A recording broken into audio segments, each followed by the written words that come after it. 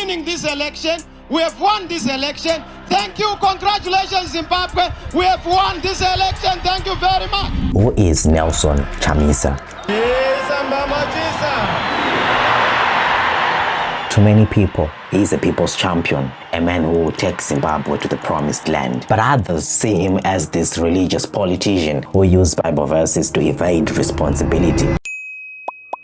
Some say he is a virus planted by the ruling party, ZANU-PF, to give people a false sense of hope. So today, I want to explain Nelson Chamisa, the good, the bad, and the mystery.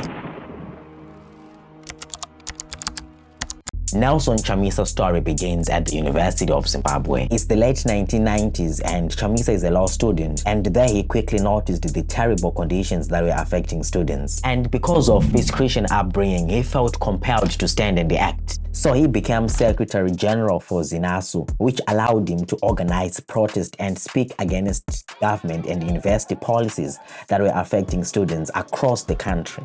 And this was all happening when Zimbabwe was going through an economic decline under the leadership of Robert Mugabe and his ZANU-PF government. Chamisa quickly sees that it's not just the university. Zimbabwe itself is suffering. And then he hears of a man trying to change it all.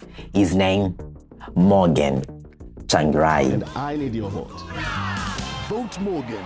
Vote MDC. Tsvangirai was everything the opposition needed. He was charismatic, fearless, bold, and he was a unifying force. He built a real movement, the MDC party. The country is in a mess. We know we are inheriting a mess. We know this country has been left with nothing. And Chamisa joins him. And under Tsvangirai's leadership, he sees firsthand what it takes to stand against a regime. If it means that we have to die, that's it. We need to sacrifice for our country. I'm sure you know that people are suffering. And it's no joke, people are actually dying of hunger.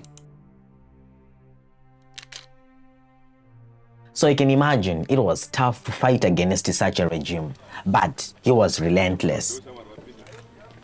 He kept pushing and pushing, and his supporters were constantly arrested, beaten up, and many were killed.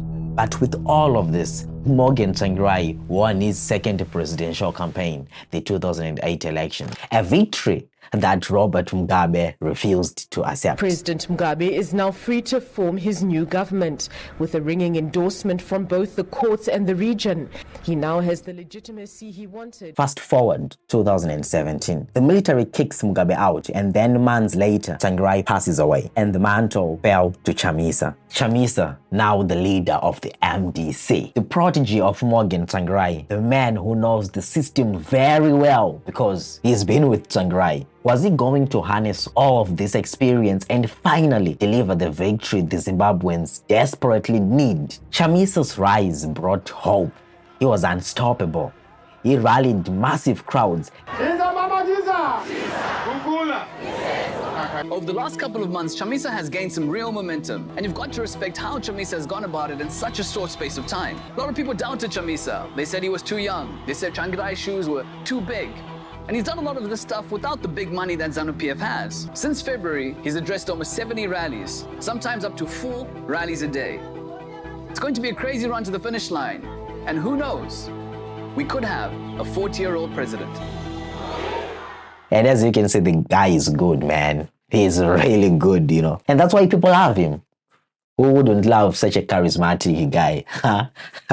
And then, boom, he loses. Chamisa screams, the election was stolen, and appeals to the courts. But wait, the courts? The very same courts that failed Morgan Tsvangirai in 2002, in 2013. It doesn't matter when the court. It doesn't matter the outcome of the court. What is the outcome? And somehow you think this time it's going to be different? What's going on, Chamisa? The Constitutional Court delivered the expected verdict. Mnangagwa is duly declared the winner of the presidential elections.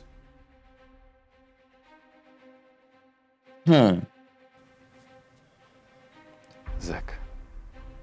And then Chamisa swore he will never run for another election again without key reforms. He wants elections to be free and fair. Nothing less, nothing more. If they are not resolved, we have our alternatives. And we are ready for any consequence, until we have a free and fair election in Zimbabwe.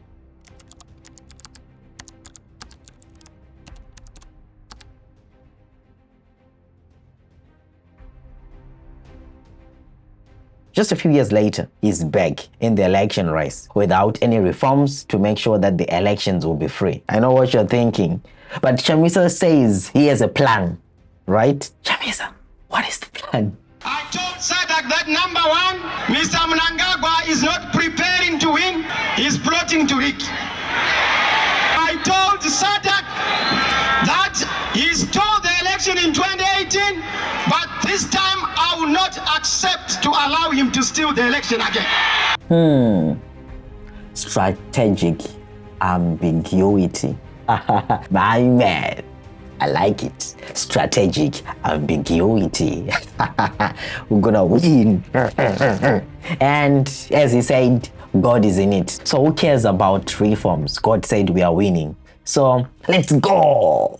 C is a declaration and one declaration there with Triple C is the next government in Zimbabwe. But others were quite skeptical. They were like, bro, but ZAC have not released the voters' roll. Are you sure we are going to win this election? And he was like, calm down, bro. God is in this. God is in it. You just have to have faith.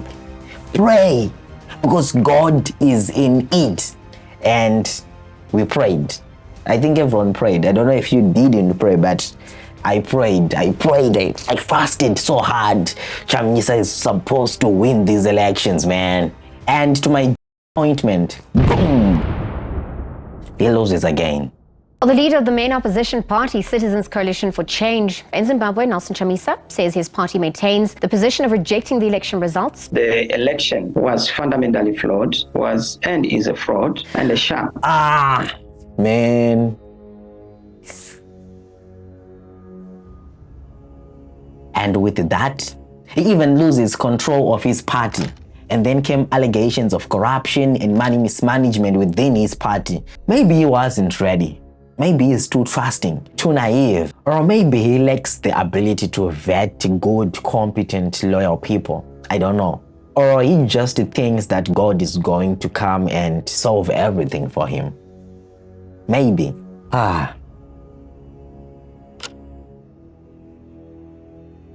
And this kind of instability never happened to Morgan Tsvangirai. It never did. I used to believe in Nelson Chamisa. I really thought he was going to win, undisputedly. Maybe he did win, but ZAC thinks otherwise. And maybe we need to have an honest conversation. Morgan Tsvangirai, with fewer resources, was able to do more. He won majority parliament. He even won elections against the rigging. And Tsvangirai had no social media he could use to reach a lot of people. And he achieved more. And Chamisa has failed in all of these metrics. He has never won majority parliament. He has not won the elections. When Tsvangirai won his second presidential elections, Chamisa has lost twice of them. You might argue and say he actually won the elections, but, well, you need proof, right? And he has not shown the proof. And I think that's what matters. Whereas Morgan Tsvangirai actually won elections that ZAC could not even rig the results. That's the difference I'm talking about here. I wish that Nelson Chamisa should have a podcast or something where he would actually speak on real issues, deep issues, and the future of our country, and give people reasons why they need to come together and to work together and to ensure that the next elections are a certain win, because our future depends on it. And maybe then there will be hope.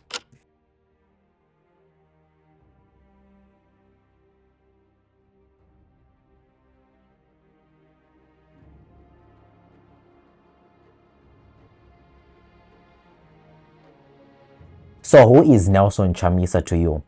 Is he the one, or is he an illusion? Please comment, subscribe, share, and see you in the next one. Cheers. Bye.